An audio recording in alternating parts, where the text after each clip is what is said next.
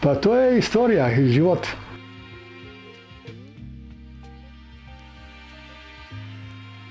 Традиционалната куќа Брвнара на семејството Богдановиќ е оригинална и пред околу 100 години со воз била пренесена од областа Лика во самото село и повторно склопена врз основ на оригиналниот архитектонски план.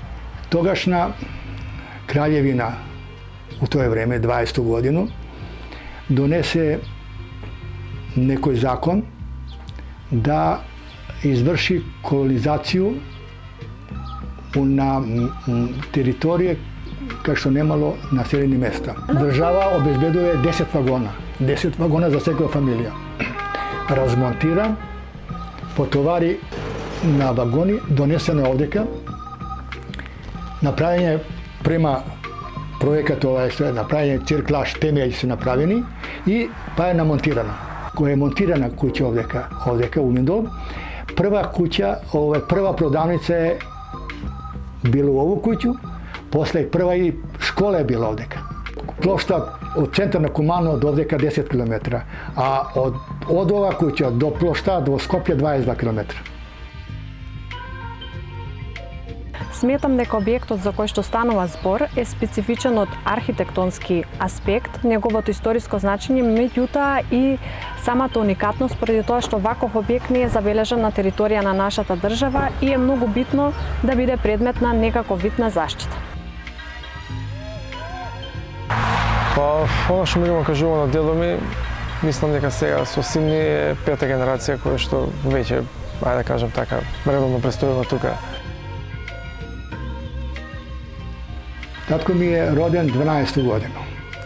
Негов татко, како аустро-угарски официр, има загинато на брод на Средоземно, на Јадранско море. Брод не намина и така погине. Мајка му, моја баба, остане удовица со 4 деца. И она дојде со мој татко на 6 години као колонисти на ова место. Ова е проекат на куќу што е направен пред да се направи 10 година. Значи, фактички, она е 10 години користена како што е на лице место, пред него што е донесена. Она е направена као брвнара. Фактички, брвнаре се правев, темелј се бетонски е. У тоа време само проблеми било што немала арматура. Без арматуру, затоа со моментално сега неколку места има испуцано. На бетонски темелј се ставља греде, монтира се греде на греду, од надвор се ставља в даске, како што може да се види од снимак, а изнутра су ставени летве и измалтерисано. И на тој начин су правени. Не е било пропше проблем да се демонтира, пошто ниде нема метални клинци или шрафови, све дрвени клинци. Демонтиране су парче по парче. Секоја греда, секоја летва, секоја горе што имало од даске.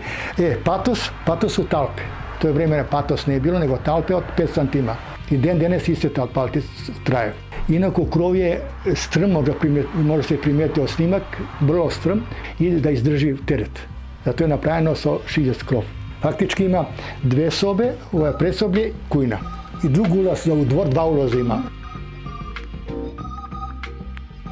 Оригинал е сочувана фасадата со сочувани народни орнаменти од дрво, како и оригинал сочувани поголем дел од интериерот. Би сакале со документирање и преку користење на современи дигитални технологии да го заштитиме ова културно наследство. 110 години е стара куќа.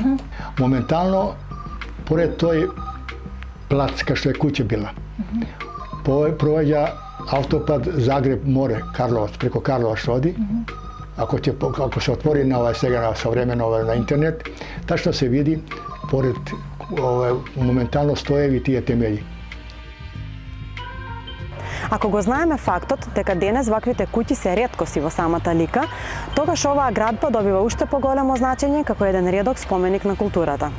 Наоѓајќи се на самата територија на општина Куманово, каде своја надлежност ја има Националната установа Музеј Куманово и Националниот конзерваторски центар, верувам дека овој проект за заштита ќе резултира со трајно зачувување и впишување во споменици на културното наследство, со што воедно ќе добие и правна заштита. Според мене би требало да се обезбеди еден вид на интегрирана заштита, која во себе опфаќа два компонента кои што се надополнуваат и секогаш мора да се гледаат кумулативно, а тоа е заштита на споменичкото добро и негово активно вклучување во животот на заедницата како еден фактор на одржлив развој, односно заштита во корелација со општествениот, економскиот и културниот развој.